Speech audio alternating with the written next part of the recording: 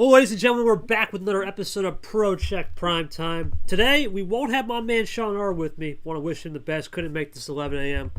We are a little late. Apologize for the delay. Obviously, our interviewee, Mack Johnson, had some important affairs to deal with, but he's back, ready to go on the ProCheck stage, and looking forward to seeing what he will offer today.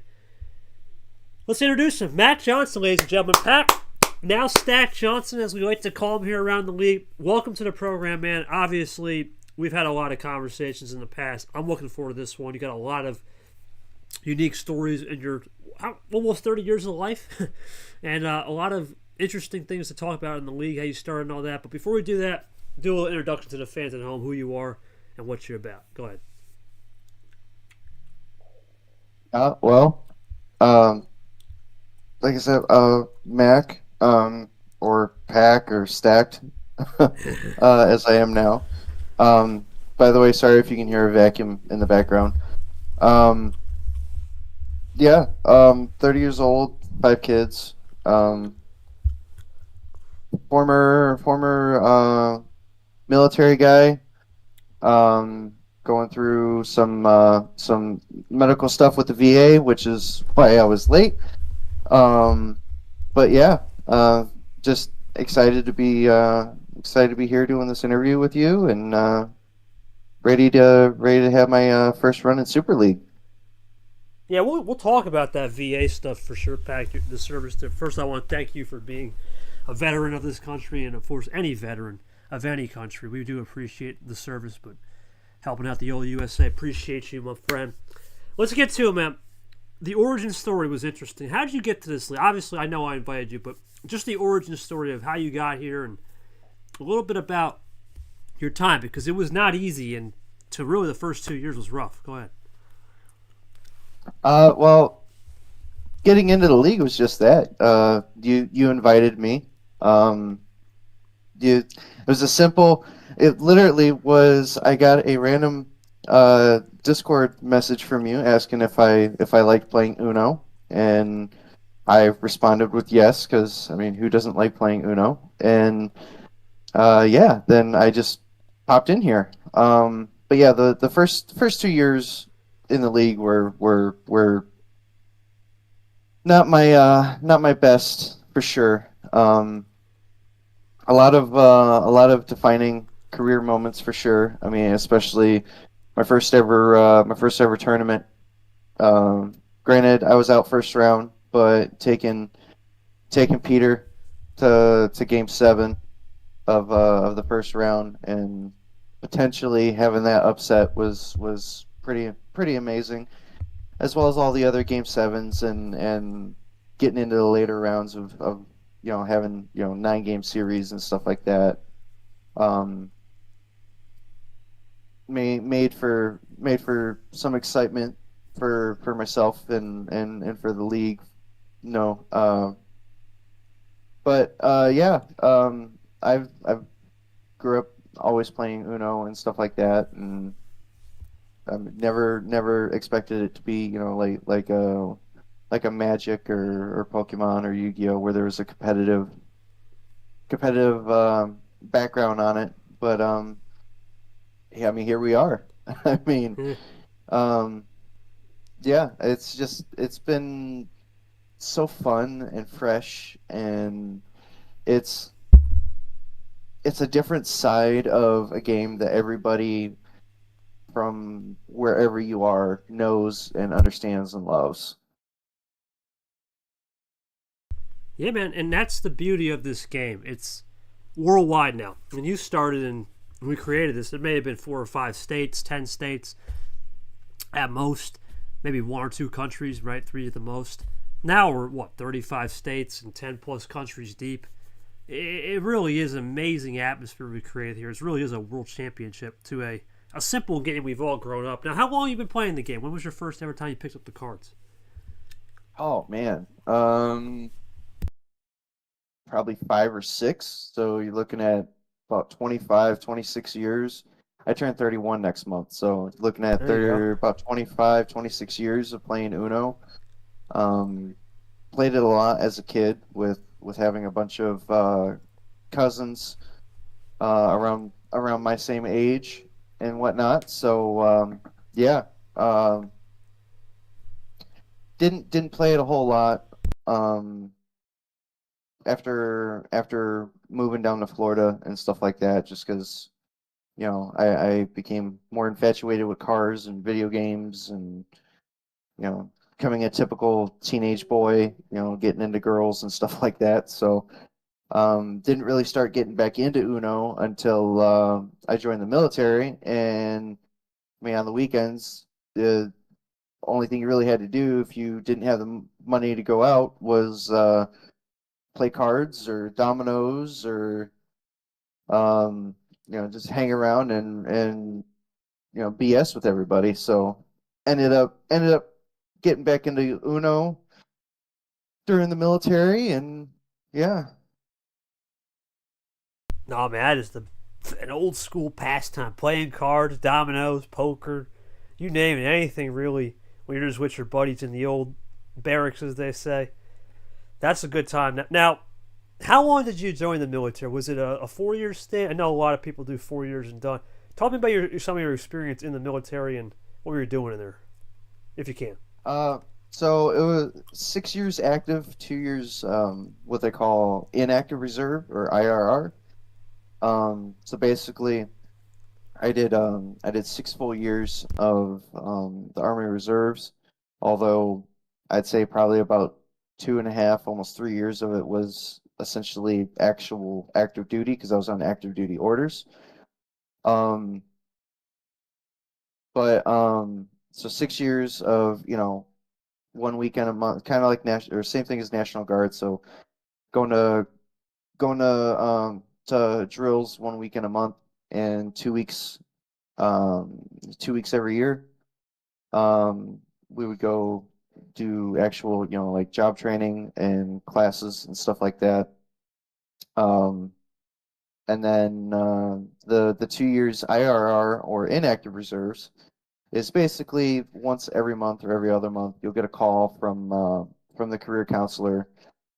Um, the nicest way to put it is basically just the meat and potatoes of it is basically they call you, make sure you're still alive, make sure you're not in trouble, and every now and then ask you to pee in a cup.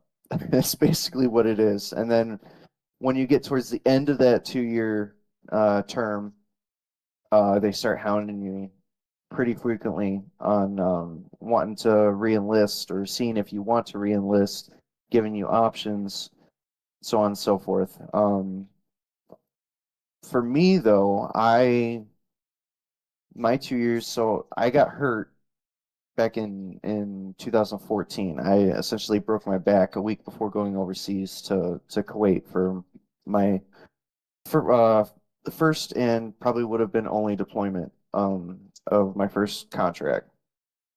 And so I was up until end of September, beginning of October of 2019. Um, I was told that I wouldn't be able to reenlist. I wouldn't be able to have an actual career in the military, anything like that. Um, and so October, I'd probably say beginning of October of 2019 was had a month left of my military contract as a whole. So I was coming up to the end of my 2 years of inactive reserves and the 8 year contract. And I get a call from my career counselor saying, "Hey, if you're interested, all of your medical flags have been lifted. You are no longer um, deemed not deemed non-reenlistment. So if you are still interested in pursuing a career in the military, you can reenlist." Um, if I had the ability to go active duty at the time, honestly, I would have, but that wasn't an option because of my injury. So I decided not to reenlist. Since then, I have attempted to go back to the reserves, try and do something different, but it's fallen through every time, unfortunately. But but yeah, it was a fun time. I got to learn quite a bit, um, both good and bad. The don't really want to get into that. No, that's Um, understandable. You're good. um, lot of experiences, a lot of things that per security clearances I still can't legally talk about. But yeah, um, it was good. It was a great life lessons and learning experience for sure. That was one of the most powerful things we've ever had in this program, man.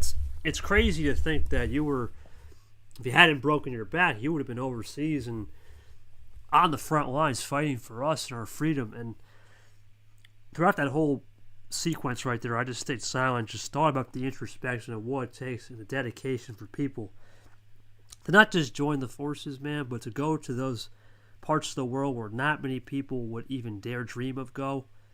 And you were right there. Now, without getting too much into this, I forget the security. Security clearance, of course, for those of you who don't know, it's classified. You can't talk about that. But it's like jury duty. If you ever go serve on jury, you can't really talk about the case. But this one's a little more extreme with the cases. I can tell you that much with classified info. Now, how did you break your back? Was it just something that happened in training, or was it just a full shatter? Talk me about that. What does it affect your day to day life? Talk me through.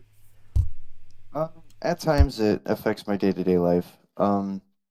So what had happened was um, we were at we were doing deployment readiness training, which is it's about what that is basically um, 30 to 60 days of just getting all your medical stuff up to date for your 9 months to a year deployment, um, making sure all of your actual training stuff for the military is up to date, your security clearance is up to date, or increased depending on where you're going and what your job is, um, and stuff like that. So uh, we were coming up to our it was a week before getting on the plane to go overseas, and we still needed to do or get our land navigation certification.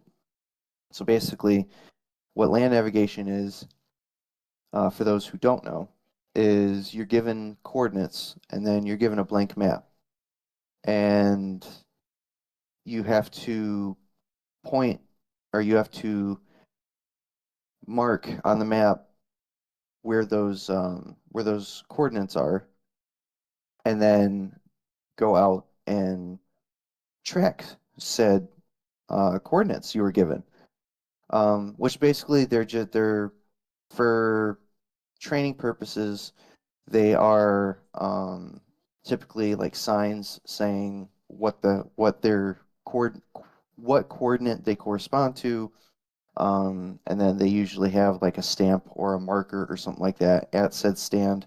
That way you can check off that you were, or stamp that you found said grid coordinate, and you can move on to the next one.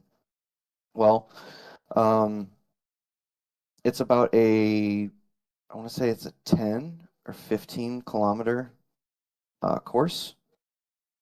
Um, and we were about 2.5 kilometers in to the course, and it's all through forest in New Jersey.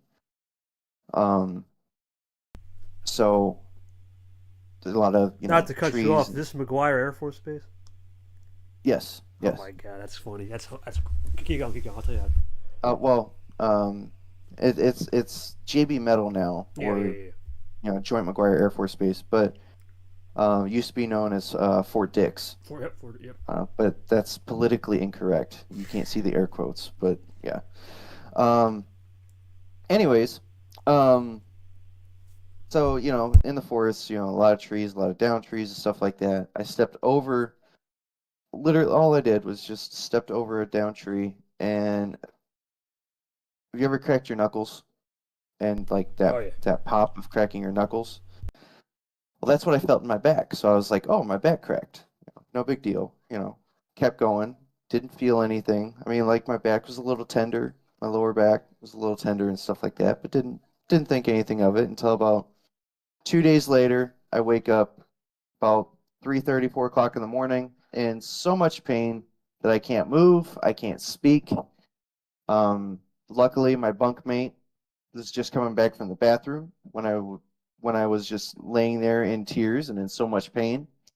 He went and got our commanding officers and was rushed to the hospital that morning. Um, that's when had all sorts of tests and scans and stuff done. And 2 days later, after being hooked up on more pain meds than any human probably should be hooked up on, and without being in a medically induced coma, I go to military doctor to get the prognosis, and they tell me I can't go on the deployment. They tell me I'll probably never have a military career after this, and that I broke my back. All because I did something as simple as stepping over a down log or a down tree. And sorry, I had a cough. And this this down tree,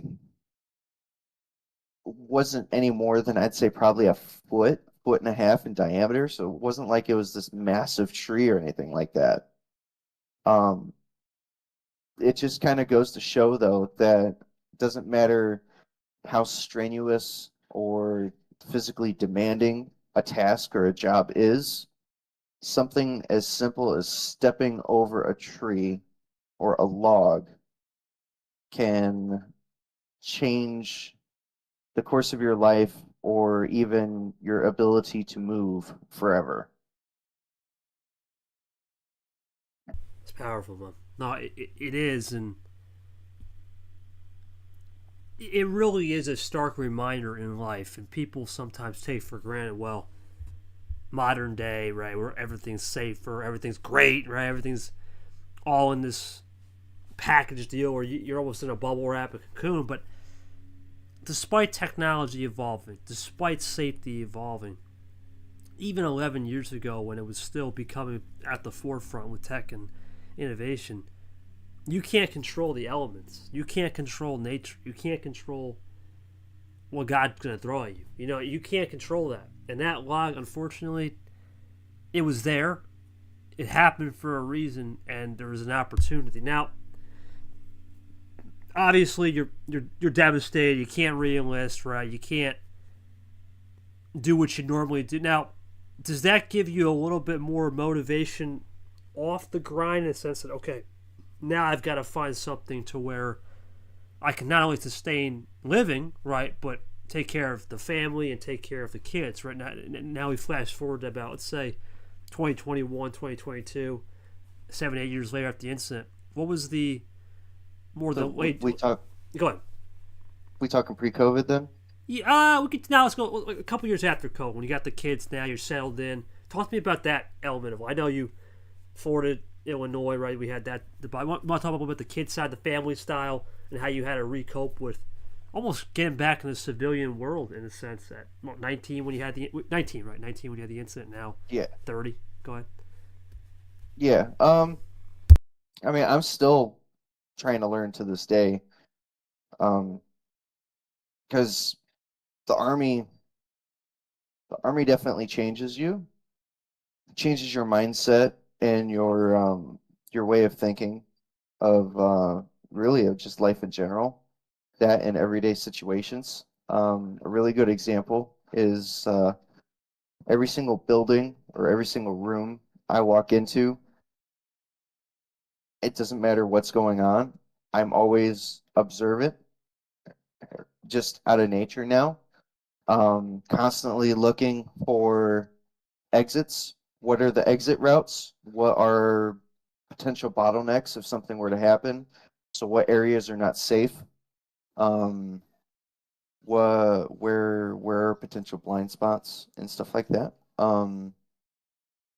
like I said, I don't mean to do it. It's just what I was trained, and everybody who goes into the military is trained to look for. Um, it so it's stuff I still kind of cope with even today. But it's been difficult. There's been a lot of challenges and a lot of struggles with it. Um, I mean, I suffer from depression and anxiety and everything like that. Not necessarily from the military, but just from um, life experiences and stuff like that that I don't necessarily um, like to talk about. But yeah, it's it's tough. It's best way I can describe it just from how some of my friends have described their experiences. It's almost kind of like going to college and being by yourself for the first time, and then you come back home to your parents, and just everything seems different. Not necessarily in a good way or in a bad way. It's just different. You have a different outlook on it. Yeah, man, it's I can tell in your voice too, right? It's not easy to talk about. It's a hard juxtaposition. You go from this trained routine life of waking up at a certain time, having a drill instructor or having an assignment every day, everything's taken care of for you in that said military field, and you don't have to worry about your next meal. It's always at the buffet, or you don't got to worry about the 9 to 5 grind, and then you have to go back into, or even just being, not even just 9 to 5, just doing your own thing, right? And then when you get to that level of, okay, here I am, I feel settled, as you said, I don't want to say demons, but the apprehensions start to come back in. Oh man, is it good enough? Now, how do you try to put on that face knowing you're trying to raise a family at the same? Because it's not easy, man. I tell you, you're the only active player in D1 that has a kid, I believe. I don't. There might be one that might be married, but I think you're the only player I know that has kids and is full time marriage, or at least married. Talk to me about that portion of life and how you try to do a lot of this stuff, knowing that your kids are there and you want them to succeed as well down the road. Well, not married anymore, but Yeah, um yeah, single parent. But single yeah, parent. Yeah, single dad. There you go. but what penguin from Madagascar said it? I think it was I can't remember his name, but it's like the mastermind, like the lead penguin. Um, Oh, just smile and wave, boys. Just smile and wave. Skipper, I think. Skipper, yeah. Yeah. That's honestly, that's that's the best way I could describe it, man. Just got to smile and wave. Uh, take take every day one at a time. Um, I've recently um learned that it's best to live in the now and not in the past, or don't try and overplan the future. Like, it's nice to plan stuff. Yes, it's great to have a plan and have a idea on where you're going or where you want to go. But if you don't live in the moment, if you don't live for now, you're just going to miss everything. Yeah. If you don't, and that's a great life adage. We think about society today. We think about tomorrow, the next 5 days, the next 10 years. But in reality, we don't know what the next 10 seconds is going to hold. Right? We don't know what the next 10 minutes is going to hold. But what we can control is now. You didn't know 11 years ago. You saw that log. You didn't think anything. You just thought, okay, it's a log. little back tender pain, and now life changes. And I think as we start to get wiser, right, in life and start to understand the aspects of, man, this is a moment that you don't want to miss. You don't want to go into another dimension. You want to stay connected in that intertwined moment, because if you're not, and you don't have that full, undivided attention with full spatial awareness of the situation, that's when things pass you by. You're Exactly. right. You're right, man. And I think that's a great message for not just this show, but as the kids get older. And now the kids are, they're starting school, I'm sure, or close to it. I know it's starting to get back to that time of year, but that's Oh man. yeah. Go ahead. Let's see here. They're 9, 7. Will be 5 in November. 4. No. Yeah, we'll be 5 in November. 4. Right? No, shoot. No, I'm sorry. 3. And she acts like she's 4, but 3, and then we'll be a year old at the end of the month. It's So very, 5 total. yeah, they're growing up, man. But and you know, when you think about kids, we were all once a kid. We still are big kids in a sense. We're still that little kid somewhere in our soul. And we're talking here. You're almost 31, man. It's crazy. 30 years old, and you probably remember the days where you just no cell phone, no technology, and how you grew up, and you had to go outside and really develop a relationship with the nature of the world, and not an interconnected device. And now here we are talking on a device, and these kids already grew up with it. So it is a unique world we're living in, where the reality is, escaping reality is now sometimes going outside. It used to be in the past the internet was the escape from reality, because the outside world was so hectic. The internet could be a place to escape. Now it still can be, but with how the world is sometimes, just taking a nature walk or just taking a bike ride, it's the escape from what's going on inside the internet or even your own head. So it's weird how things intertwined 25 years ago when we started the new turn of the century and millennium, 2000, to 25 years later, a quarter of the century in, and we're still finding ourselves doing certain things or certain metrics that maybe we started as a kid, and it's going back into the system. But that was great. That was go ahead, yeah. You know, speaking of that turn of century being 25 years ago, um, how many people in the league do you know offhand actually like experience the whole Y2K debacle? I would say Or Fitzwater. Yeah, go ahead. or like whether well everybody in the US is like physically experienced or like witnessed it, but like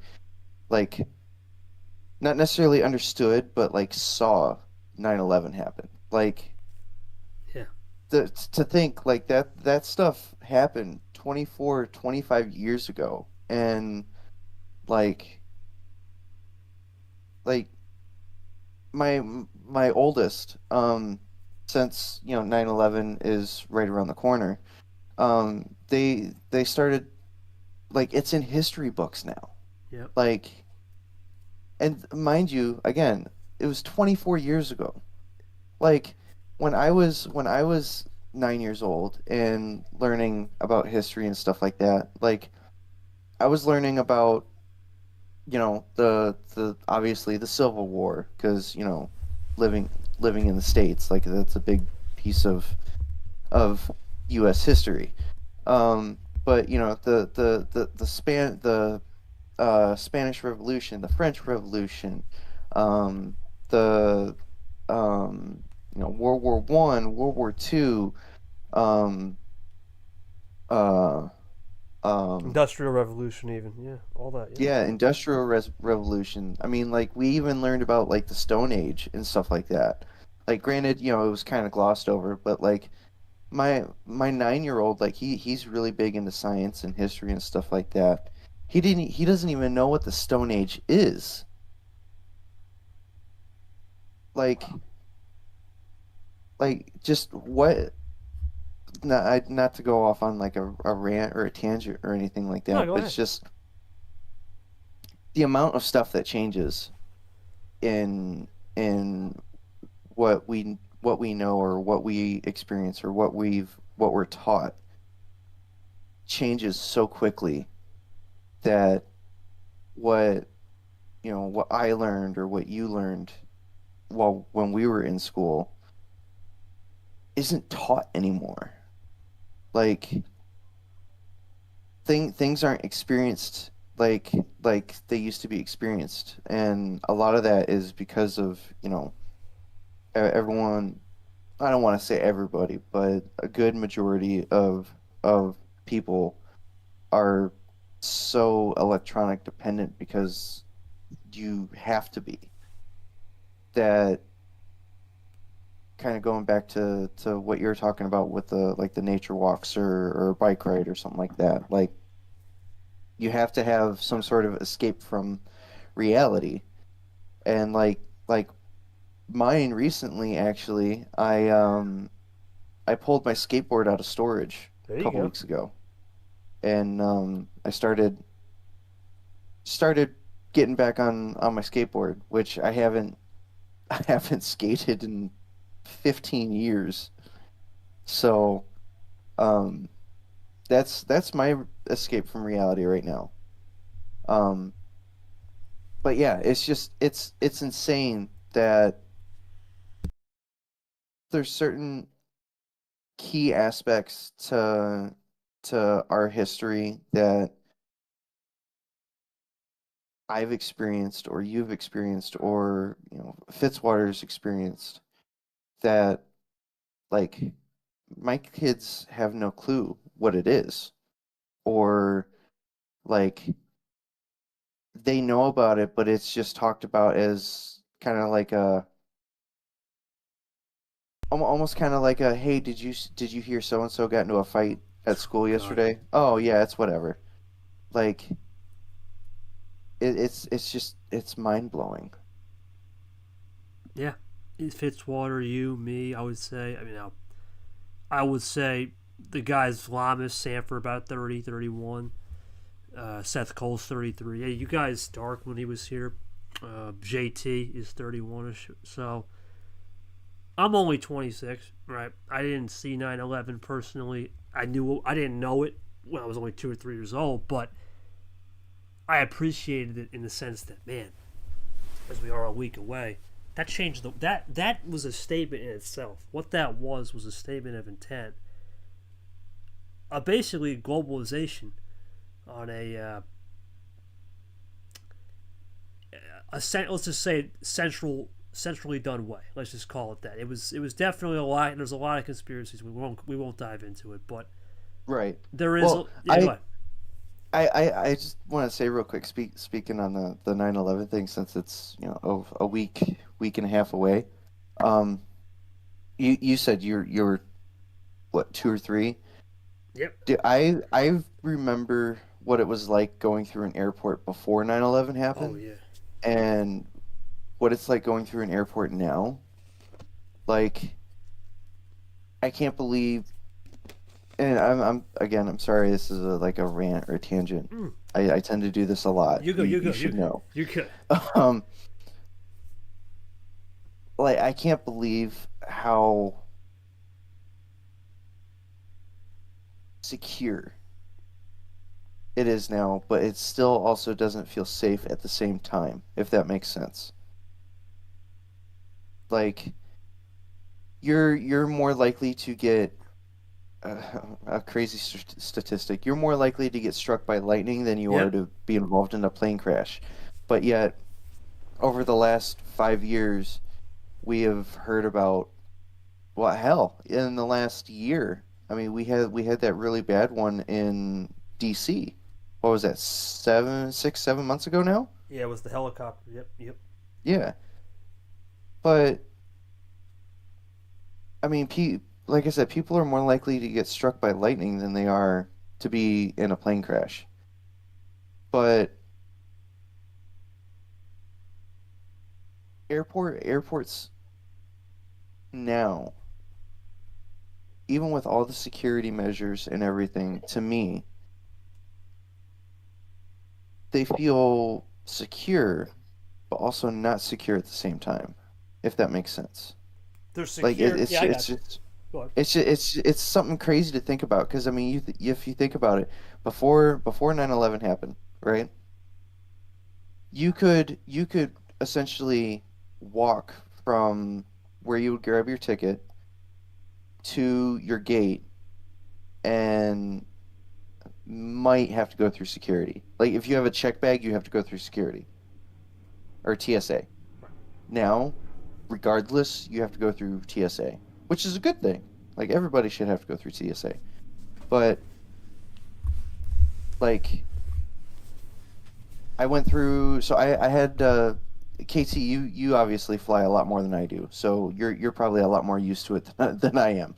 But so back in April, I flew back up here from Florida, and it, this real ID or ID me or whatever it is that we have to do now, like I swear it's almost like handing like your birth certificate to a complete stranger or your social security card to a complete stranger now. Like how is that more secure, Right. but also the securest way possible? Like there's things that I'm still hold on. You good, man? There sorry, kids were sitting here just going dad dad dad dad dad dad. But it's just like with how advanced everything is, like to kind of like go back to the dependency that we were talking about a little bit ago. How how does that make sense? I completely agree, Just man. I mean, Yeah. to me it doesn't. Like like I get you know the like I said I get the whole security aspect and everything. It's just I don't know. Call maybe it's me getting older and turning into that get off my lawn grumpy old man. But I don't know. It's just there's too much stuff handed to us now. Yeah. I mean, it nothing's earned anymore. It is one of the most interesting things you think about it because that day that happened, right? There is video online of just you can get away with so many things before 9/11/01. You could have. And I remember even though I was a young kid, I remember flying out 2 years old, man, 2 years old, 1 years old. My parents told me it's Alaska, just nothing. We didn't have to do much. We just go through, and then I've been on planes, and now I've traveled a lot foreignly, as in I've done domestic flights, but I have a passport, which in my opinion supersedes anything. That's just my thoughts on that over his real ID. Well, But military ID yeah, supersedes that, but yeah. military ID. No, that too. My dad was in the army, so yeah, that's number one. But 100% military ID supersedes anything. But the passport, right? You think about I've been to Thailand, I've been to these four, and let me tell you, it's a whole different ball game out there. The airport, it depends where you go because if you go certain airports in the U.S., it's definitely secure for sure. But what people don't know is on a domestic flight, sometimes you don't have a guarded air marshal because on foreign flights, I know there's an air marshal, and they're secret. Right. They're in secret, and they protect things. Now, there are certain flights that you take in the U.S. you're actually going to feel really safe. For example, if you take a flight out of O'Hare right to Vegas, you're probably going to feel safe, and there's a reason why you don't hear much problems going to places like Vegas, But Right. there are certain places you go overseas, and you think, well, I'm safer, but you're also got to be careful of flying over foreign enemy territory, right? So, and a lot of the routes nowadays to get over from the Atlantic to the Pacific or the Atlantic to the Indian, there's a lot of there's a lot of things you have to be wary of, and a lot of things you have to be understanding of. But back to what we were saying, it is a fascinating thing that you and me had the luxury, for sure, of having to earn a little bit more, right? We didn't really grow up with a phone. I didn't get a cell phone for a long time till 2017, really. My first real phone. 15, I had one, but it wasn't. So I'm still late to the game on this, and you probably are the same way, or you didn't have much tech really till. Man, when smartphones became a thing, I was on a flip phone. Okay, like I didn't have a full keyboard or anything like that. To type out hi, I was having to hit the 4 button, or the number 4 three times, and then wait for it to move to the where the next character would be, and then hit it 5 times. Oh man. I didn't have the luxury of in 5 seconds or 2 seconds just typing hi in a text. It's crazy to think that we've come from that. Now your kids have an iPhone or a smart tablet, and boop. It's just it's mind blowing, man. It really is, and we think about all the events that have happened in human history, and now it does feel different. It definitely back then. I felt when that incident happened, like I said, I was young, but that was the first incident of saying, okay, town hall style. We're gonna help each other. I remember reading up and knowing that people from across the West Coast were giving blood to help the people down the East Coast, and Shanksville and D.C. and New York and all these areas that were getting struck with terrible tragedy, but there was a really uniting way of things across the country. And we don't have that same thing anymore. It feels, because of technology and because of being so connected, it's almost disconnected us from the human element of life. If you think about it in a weird way, it's like the airport, right? It's secure, but yet there's something missing. It's the same way with connection. It's definitely better. There's no doubt about it. We can't say it isn't, because we're doing this right now, and we can call up anybody at any time. But there's something missing, and what's missing is that secret spice of the handshake. Talking to people, being in the moment, and encapsulating reality through my brother, or something like that is missing. It's just mind blowing that we're thinking about. Because 21 years ago, I remember this one. I vividly remember was that tsunami in Indonesia and Thailand, and that was the world's biggest human disaster. I believe it's the biggest homicide case in the world. That was 230,000 people lost their lives, and in reality, what happened was, with the no technology and the lack of security, in a sense that they didn't have warning signals and it was a mess. Now, thankfully, systems have evolved, technology has evolved, and a lot of things have evolved, which is great. But they have that human spirit within to rebuild and not care about a political thing or a dividing thing that divided us. It was just all about helping one another without any, quote unquote, air quotes, consequences or fear of anything. It's something that's amazing to think that 21 years ago to now, or 24 years ago when 9/11 happened, or even other events, right? Tornadoes, 99 Oklahoma. There's so many events in human history that we still can have it, and we can make history repeat itself in a good way. We know history can repeat itself in a bad way. We know that. But if we can take the good from the bad and find a way to resurrect it in a good way in a renaissance, I think we'll be better off. But it is going to be a challenge, as you said, because your kids are living with. They probably come home from school and say, "Daddy, how do I work on my XYZ?" Right?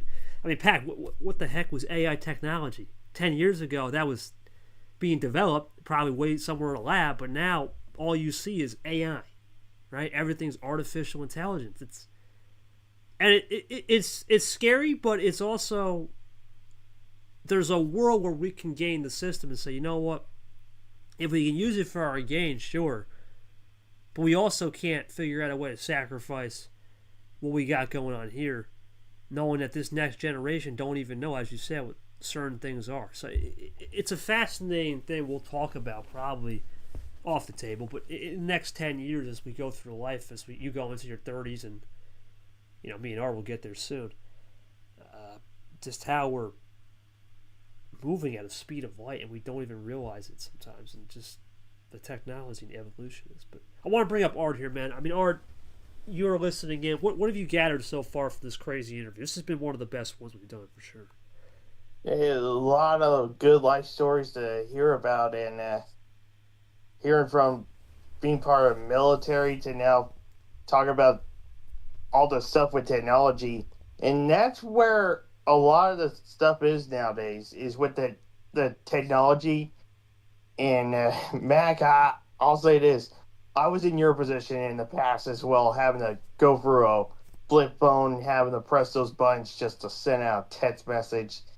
That was terrible to deal with back then. And so at least I can understand somebody who had the same experience I did. It took 5 minutes to send a sentence. Yeah, I can understand the same feeling. If you wanted to explain something, all you would do is just call somebody instead of typing out a book. Yeah, yeah, that's how it was back then. It's fascinating, man. It definitely is a.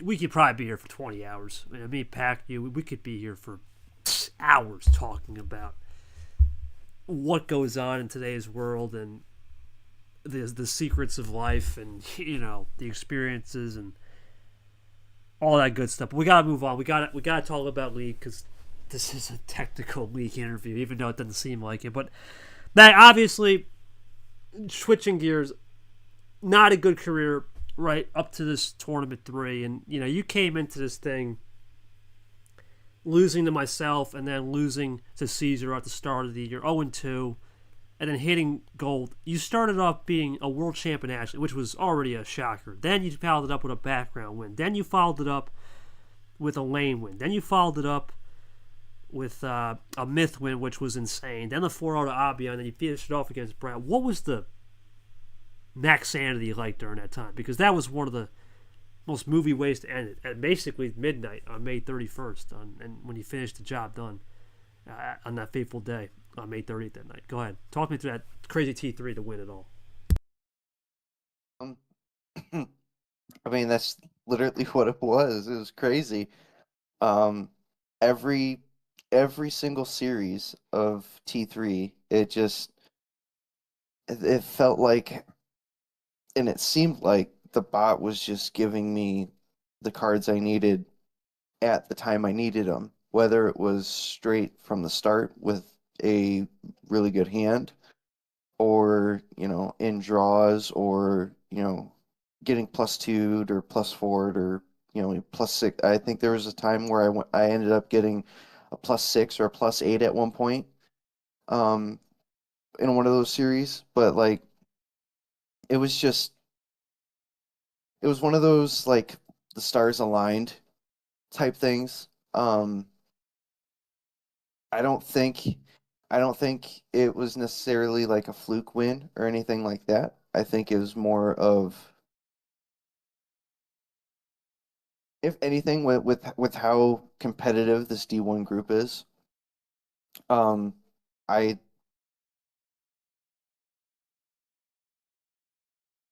I like to have a low expectation, and I tend to be hard on myself quite a bit.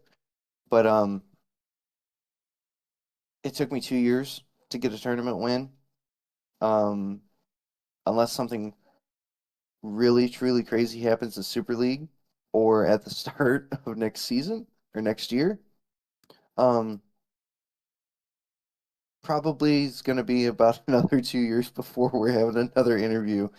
Um, and talking about a tournament win again. But Never yeah, I know. don't know, man. It just seemed like everything aligned and everything worked in my favor. Like I didn't really do anything different. At least I thought. The biggest takeaway from the 2 years I've been a part of this is I started rewatching or going back through and looking for errors that I made in previous games and previous series, previous tournaments, um, and looking for looking for the best possible outcome versus what I did, um, and kind of just going back on utilizing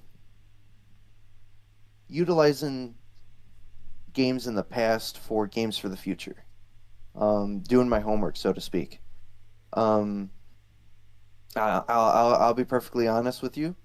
Um, I don't necessarily pay attention to potential people I'm playing until I know I'm playing them. If it's somebody I've faced in the past, like you, for example, KT, we've faced off I think twice now.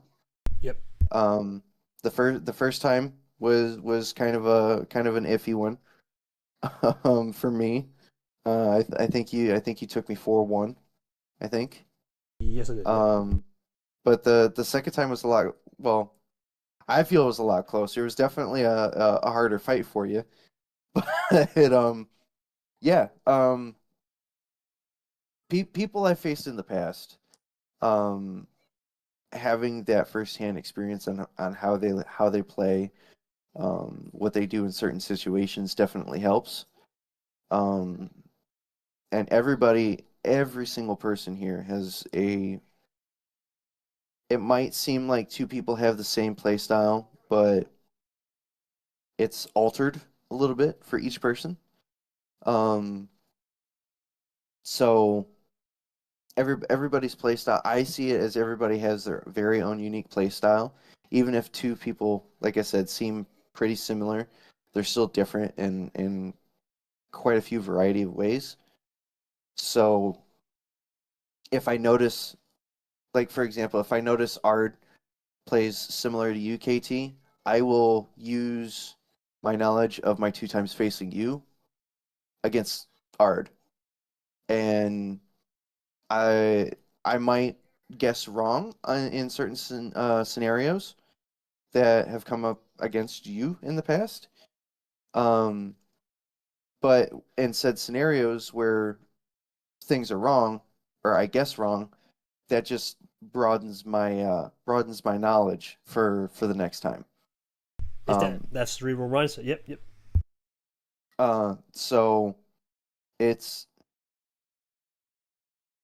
it almost kind of goes back to what I said earlier is instead of living in the past or constantly planning the future, just living in the moment, living in the now. Um, it's yeah, just especially here, I take everything one game at a time. I mean, I'll trash talk and say I'll sweep or things like that. You know, just to the try and do the mental mind games, but obviously it's all in good fun. Um, but yeah, I just try and use my past experiences for the better. And T3, for example, it definitely went for the better.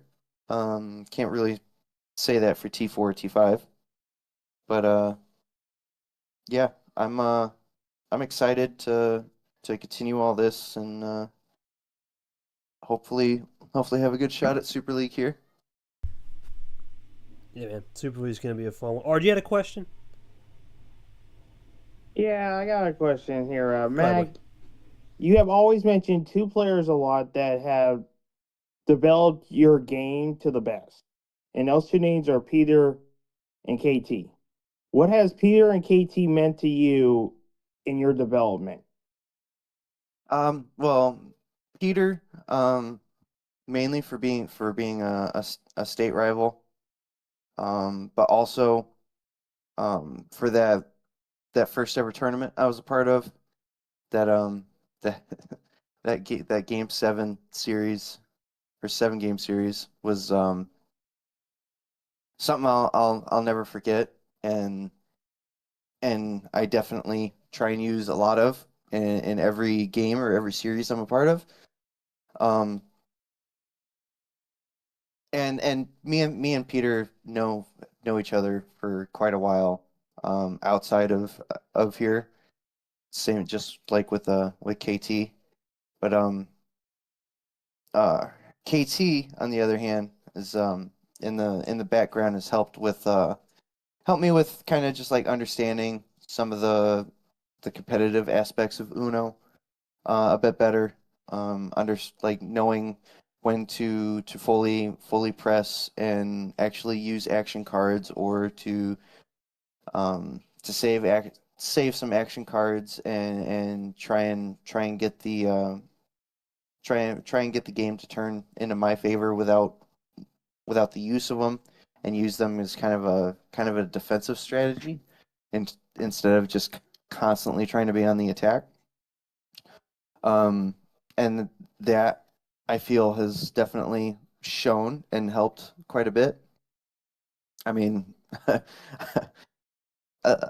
I feel it also that training in the back room in the background has helped a lot, especially with T3. But yeah, and it's just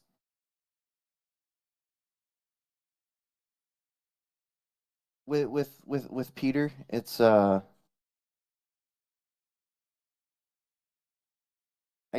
guess it's just the familiarity with each other. Um, yeah, I don't honestly I don't really know what else. The Number efficiency. that That's it. That's it. Number efficiency. yeah, number efficiency. That's come up way too often in my games as of late. But Oh, man. um yeah, I don't know. It's just something. There's something about that first tournament that I was a part of, and that 7 game series with Peter, that just, it's not every situation when I'm playing, but it's, I'd say probably 2 3 times a game. Um, and I'm not talking a series. I'm talking a game. So in a 7 game series, I'll have a thought or something that'll remind me of that first series a minimum of 7 times in that series. Um, so I don't know. I think it's just how how much hype there was at the end of that series, I think, and how high the expectation was, just kind of like stuck with me afterwards, and trying to live up to it has been kind of what has been kind of gravitating with having Peter be so instrumental in everything too. Yeah, I think what Mack's trying to say here, Art, is there are so many times where I look at Mack, I look at players that have played long series, And I think when you play 7 games every time, you play 9 games, you play these distance games. Obviously, the big one for him was that Abiyan game where he was down 4-0. That was ridiculous. But you start to really develop a notebook, and I think Mac has developed a notebook with the likes of myself, Peter, Ashley. He's played such great players, and I've been saying this all year with him. You play the top guys, you're going to start to learn the processes better. And when he has a lot of ceiling, because a lot of other players they don't have ceiling. As crazy as it sounds, with this bot, it has my advantage. It has Ashley when she was playing. Did we lose some of our advantage? We might have, because think about it, our ceiling's top. You and Mac have more ceiling than me, right? As crazy as it sounds. Now, Pac's been playing the game for 25 years, but at the same time, he's just starting to get into the competitive landscape where I've been playing for a while too, 22 years. But before I had this league, I knew how to play competitive. I knew what to do. I know how to do things in 3-4 player games. I know how to do things in one-on-one games. And it's great. But the fact that other people can learn and close the gap and really make this a 30, 40-man field deep in any given tournament where they can win, it's incredible. So I commend Pack for that. Now, you move to Mack Johnson now. You got a lot of people coming in. Obviously, Nick, G, Vapor. What is your thoughts? Because you played Vapor in the past. You've played... I don't know. Have you played Nick? No, Nick. G, I don't think so either. But what's your thoughts on those other 3 tournament winners? I know Vapor's the one you played, but you had that comeback last year on. So what's your thoughts on those other 3 tournament winners as we enter the BKK? What do we got, Pack?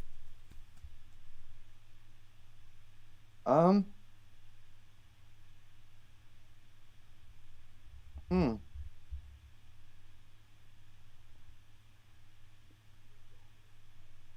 I don't really know, honestly. uh, honestly, man, I just kind of take them like one day at a time. Um,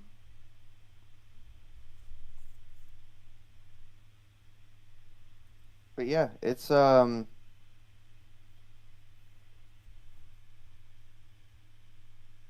man, I don't.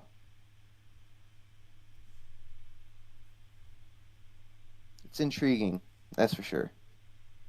Um, these newer guys. Um, you talking the ones that have come up from D2, right? No. This is well, Nick was D1 from last year. G-Man has been Right. around. Yeah, Vapor G-Man's been around. Vapor's been around too. But yeah, Well, I mean,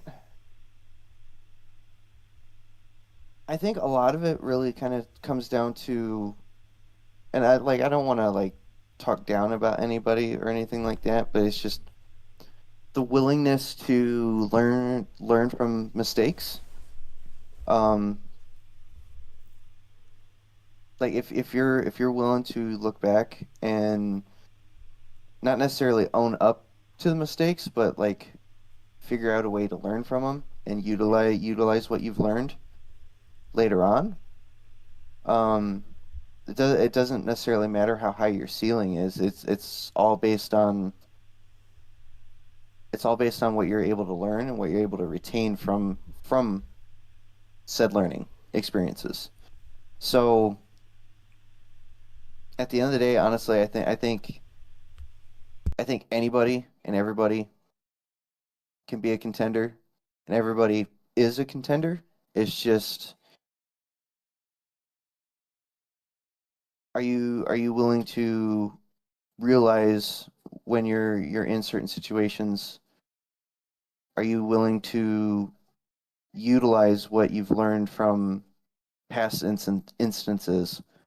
Um, and well, take the chance on using what you've learned in those past instances.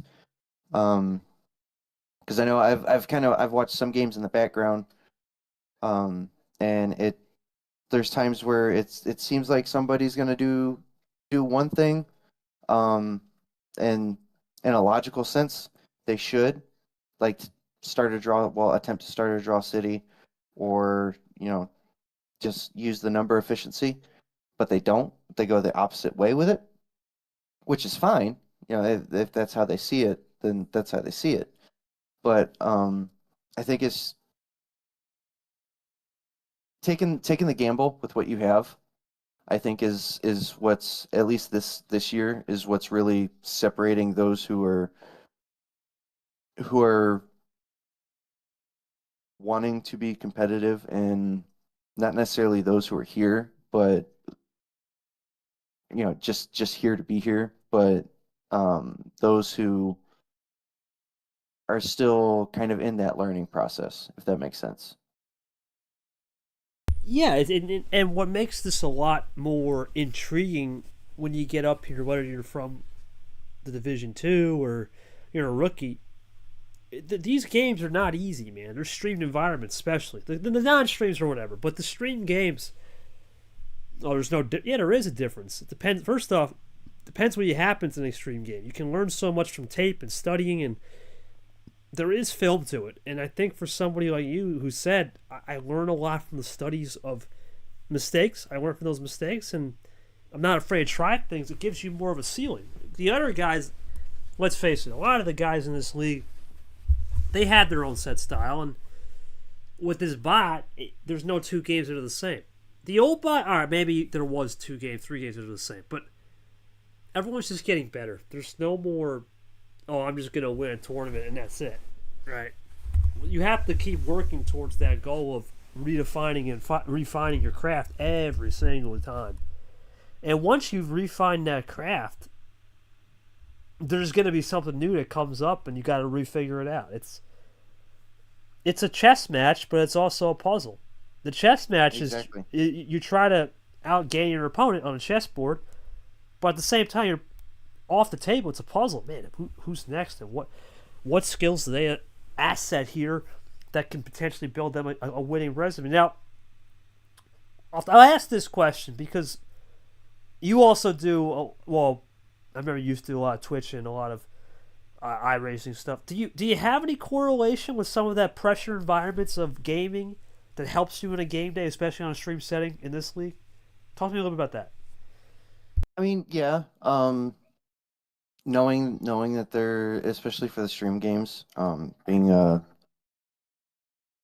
right now I would say former streamer, because I haven't streamed in a couple months, and I'm not sure if I'm gonna go back to streaming or not. But being comfortable with streaming myself, I personally don't necessarily feel any pressure having a live audience in a stream setting, or a broadcasted setting. A lot of that also comes from my iRacing stuff, because I do a lot of broadcasted stuff, or used to do a lot of broadcasted stuff there as well. So it's pretty normal for me. Um, and then the competitive aspect. I mean, it's, again, I move it back to like iRacing, because iRacing, every single race, there's every single race I do, so it could be every hour, every 2 hours, every week. It don't matter. I'm always gonna find at least one person on track that I am pretty much equal with in terms of competitiveness or speed. So it's stuff I'm used to. Yeah, and that pressure element we talk about it anytime you pop on a stream game. It's a real thing for a lot of people in this league. They're not used to this environment. We built a culture where it's exclusive, and the exclusivity sometimes can really threat other people's conditions. So it's normal for you when you have that environment of the stream game and you feel comfortable. But a couple more, man, then we'll wrap. It's been a great interview. Now, you mentioned something really at the beginning of the program, going back to more life stuff here. I remember you were going through some, small jobs, right? I remember AP, the old Advanced Auto Parts, trying to sell that. Would you say adversity has shaped you more than any success you've got in your life? Would that be a fair statement? It's just the adversity, not only just in this league, but in life, that's given you a better perspective? Let's say in somebody that's been at the top, because you're one of the few players. We interviewed G, right? He went from the top to the bottom to the top. Nick, bottom, top. You're just been at the basement for the last two. Now you started to get to the top. But the adversity element, knowing your life story now, does that shape you more as a character and as a person than more any success that's been given towards your life? Feel free to answer that one. I think so. I've always been a person who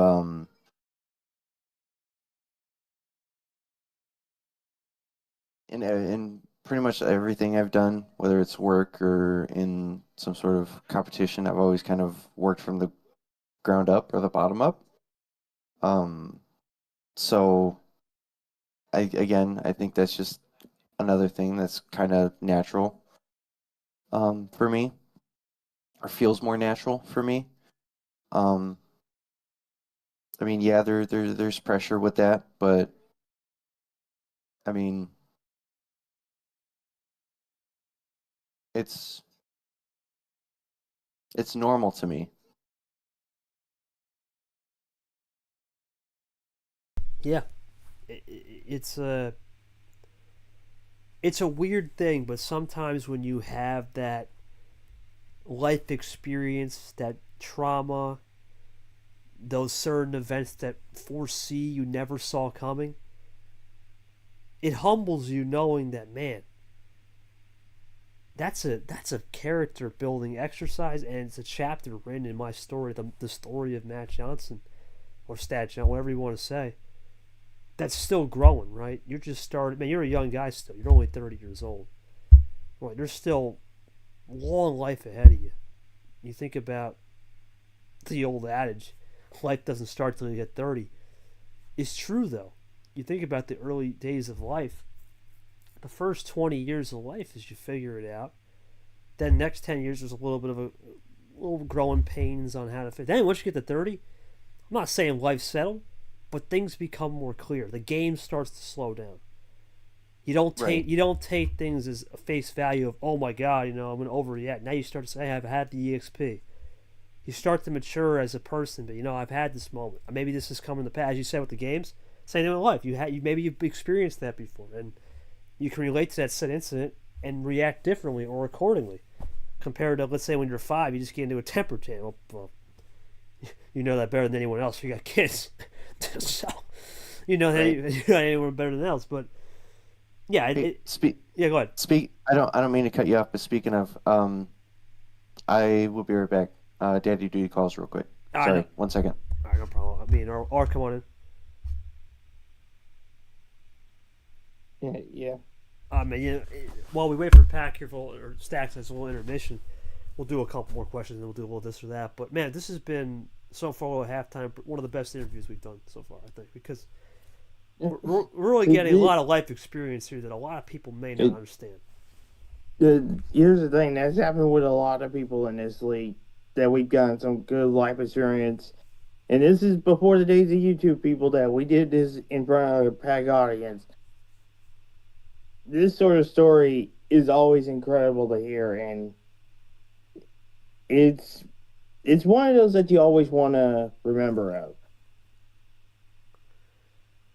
Yeah, and I think the thing with this, and a lot of people may or may not understand, is it's raw and authentic, man. And that's the beauty of it. Because it's such a raw and authentic uh,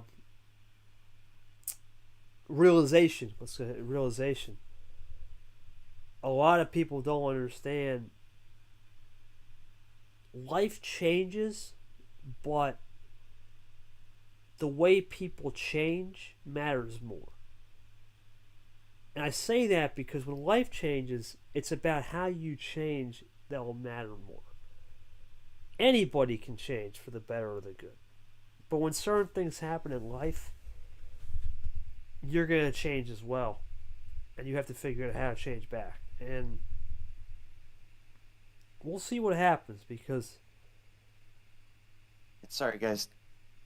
You get Mac? Parent duties never. Yep, parent duties never stop. Sorry. No, they don't take a day off. No, your kids never take a day off, that's for sure.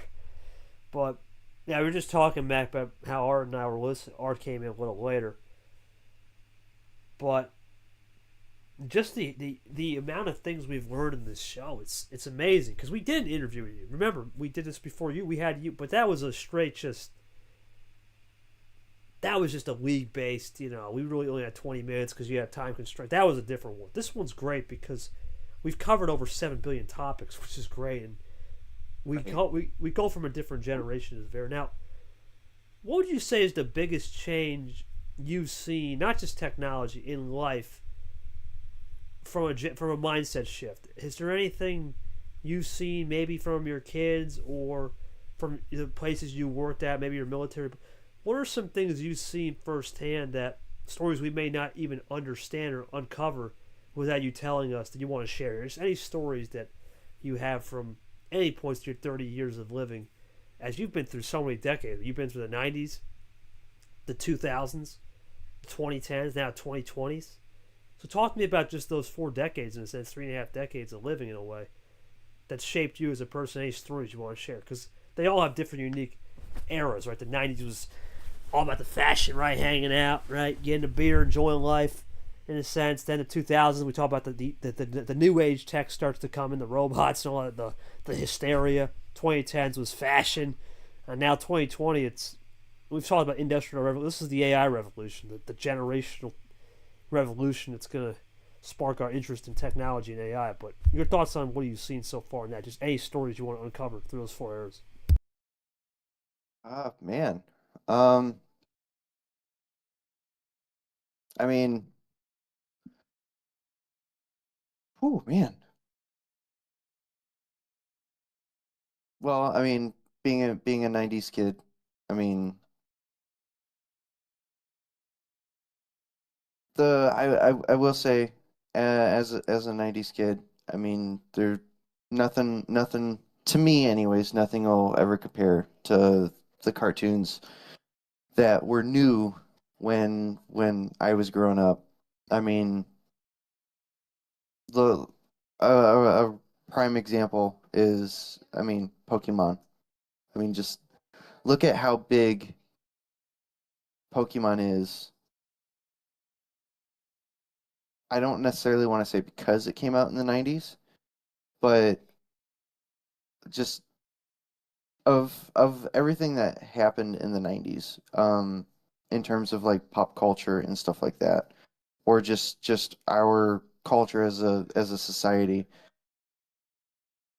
Pokemon is one of those things that has ev constantly evolved and has almost kind of changed with the times.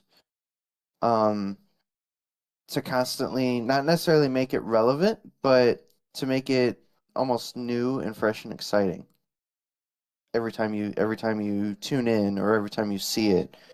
Granted, in terms of the video games, um, not necessarily the best choices in changes from time to time. Um, Looking at some of the battle features, um, but yeah, uh, Pokemon is definitely one of the big things. I mean, Pokemon's pretty much just as old as I am. Um, Hold on, kid cry. Oh, do you got Pokemon experience? Nope. Good to know. Wait. Um, Go ahead, Peg. but yeah. So like that. I mean, they're damn man. I mean, we've some of the some of the best comedians came or at least made it big in the '90s. I mean, you're looking at um, like Will Smith became big in the '90s. Um, oof. um, I mean, not many people know about him now, but the blue collar guys. So Bill Engvall, Jeff Foxworthy, Larry the Cable Guy, who people really only know now as Mater, which is crazy. Um, uh, I mean, iconic movies came out in the 90s. Like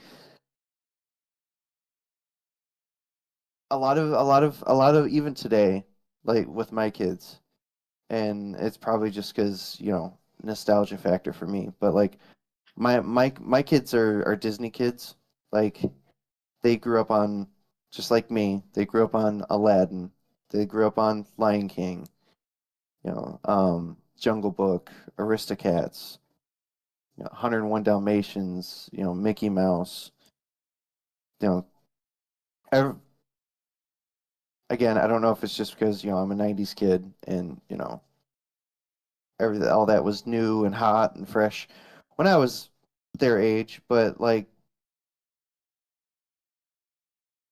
the the how everything was presented then in terms of TV and movie were just so different and so fresh that I don't know, '90s to me the '90s always stick out. Um, there's not really any like particular like story or anything that really pops out to me. More concepts. I got Um, you. No, you good. it's more like concepts. Um, I mean, man,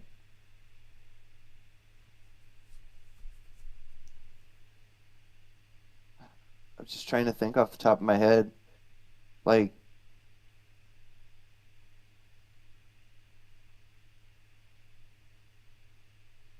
hmm,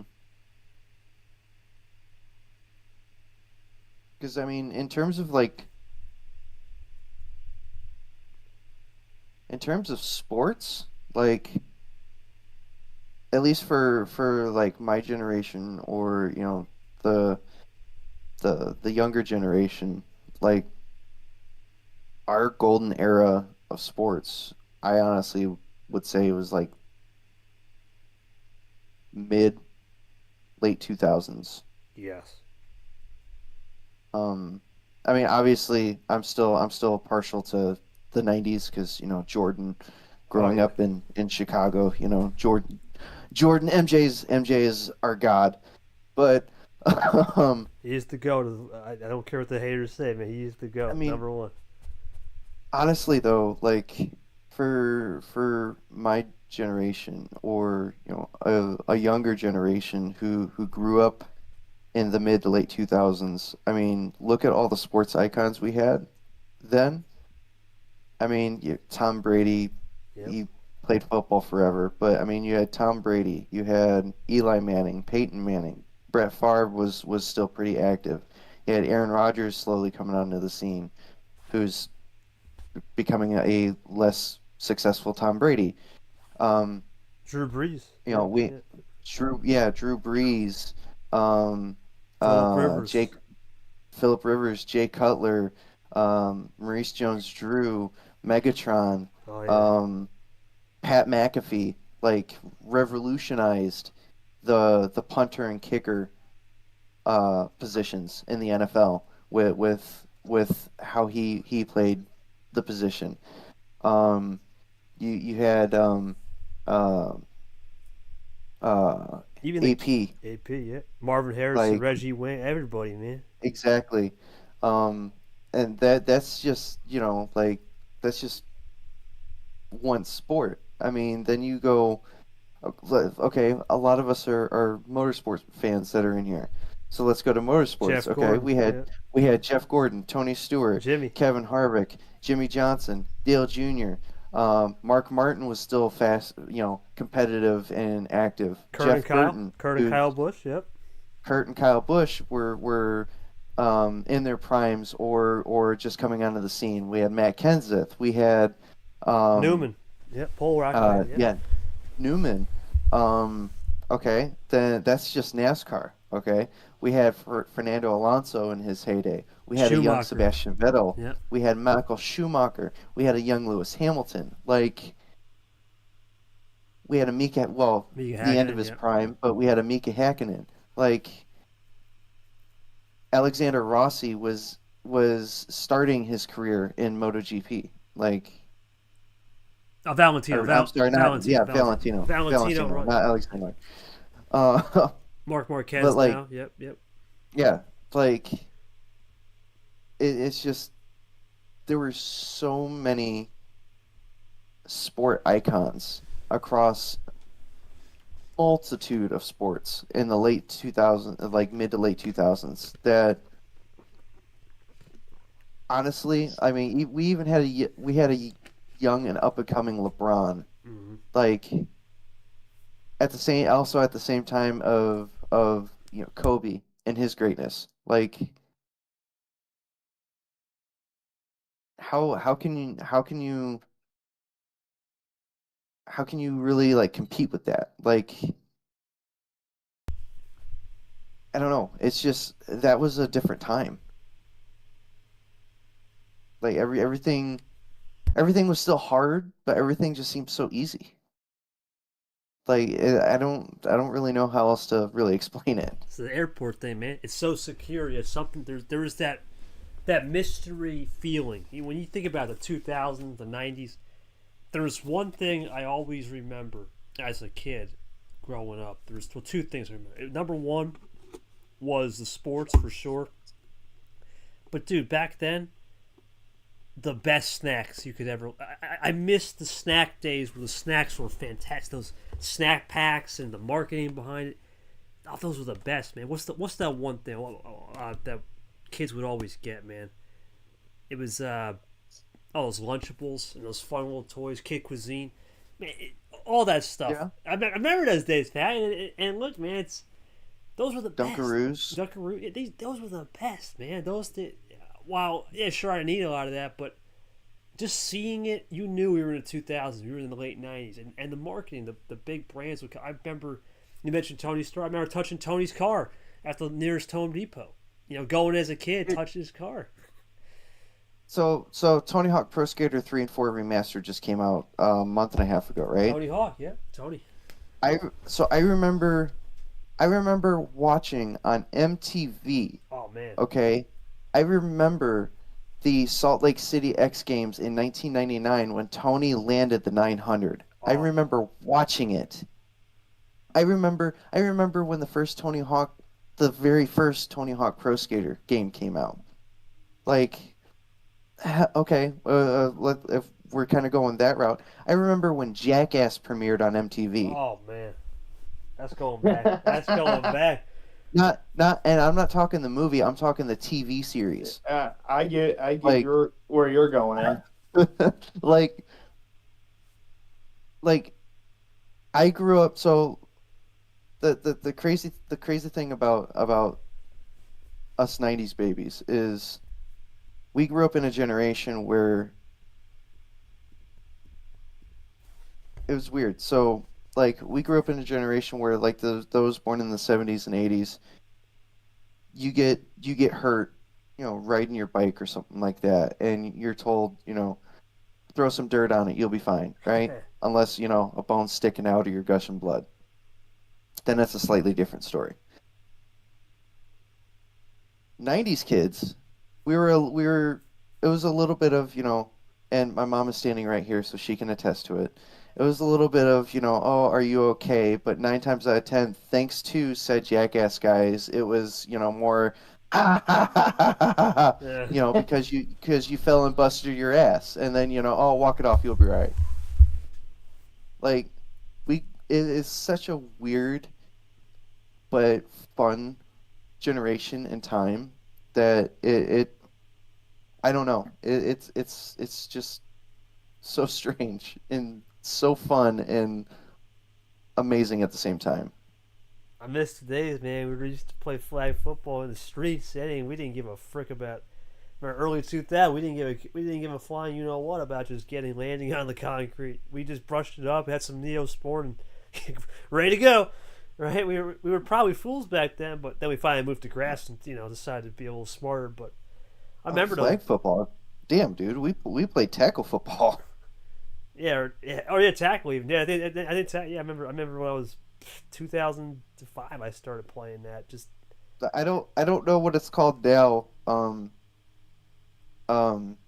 but there used to be a game that you would play with a football. I don't really want to say what it used to jackpot, be called. What is it? jackpot, mystery jackpot, mystery box. Uh, kind of. Smear the, and I won't finish that. Oh boy. Yeah, no, I get what you mean, but no, Yeah, it's I crazy. don't know what it's called now, but like that's the crazy stuff we would do as kids growing up. Because I mean, yeah, we had video games, but it wasn't as popular as what it is today. Yeah, now Pat, you're 95, right? You were 95. 94. 95. Okay, so yeah, I'm 98. Or what are you 2003? 2001. Okay, so 2001. So yeah, okay, you were right after 9/11. Okay, Yeah, I was, yeah, right after it. okay, so you're 23, right? Yeah. Okay, I got you. Making me feel old. That's okay, man. It's okay, man. It's okay. Don't worry. I have to deal with that nowadays. Mac, don't My, worry, don't worry. But my you don't feel old when you realize Nam is 15 years old. There you go. Wait, what? Nam is 15, man. My oldest is almost as old as him. Yeah, Jesus and he's Christ. playing in the league with us. It's crazy, man.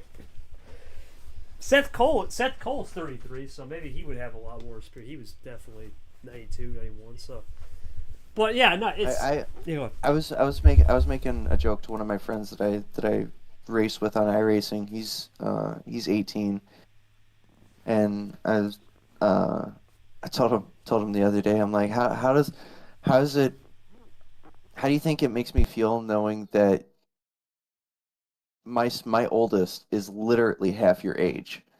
Like that's crazy. you were his age when he was born. Like I was of legal drinking age before you were even out of middle school. Like and now, or well, no, he's yeah. Like now he's graduated high school and going off to college and stuff like that. It's just mind blowing. Time has flown, man. It really has. It's incredible to think about where is time gone, and you wonder, will we ever get back to those days? But they just seem to be a great memory and a great time period that, man, we'll never forget. No worries, boy. We're gonna end it pretty soon, but yeah, I absolutely have loved this interview. Let's do a quick this or that. I know there was a time we did start a little late, so let's do a quick this or that. I found a '90s edition one, so we'll do a quick this or that. All right, Pat, this is a good one. Stat, this is a good one, buddy. VHS or CD? Which one? Oh man. CDs, because you can easily burn CDs. CDs, agreed. Art CDs or VHS? Real quick. I know this one would sound weird, but I would use a VHS. Okay, no worries. Dude, I have a bag of VHSs. I just have to find a VHS player at a thrift store. There you go. Yeah, because you can't find those nowadays. Nope. All right, Pat, tough one here. I know you like music. Nirvana or Pearl Jam? Oh, wow.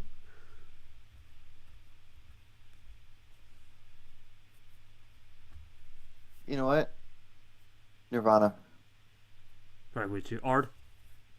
Oh, that one's a difficult one. Because I've listened to music from both groups, so I can't really decide one or the other. I'm officially hitting my elder emo stage, so yeah, that's definitely Nirvana Gotcha. for me. All right, this is a tough one. South Park or Family Guy? Oh, ooh, oh man. South Park was my childhood, man. Um, but Family Guy has kept me sane when I was drunk. Uh,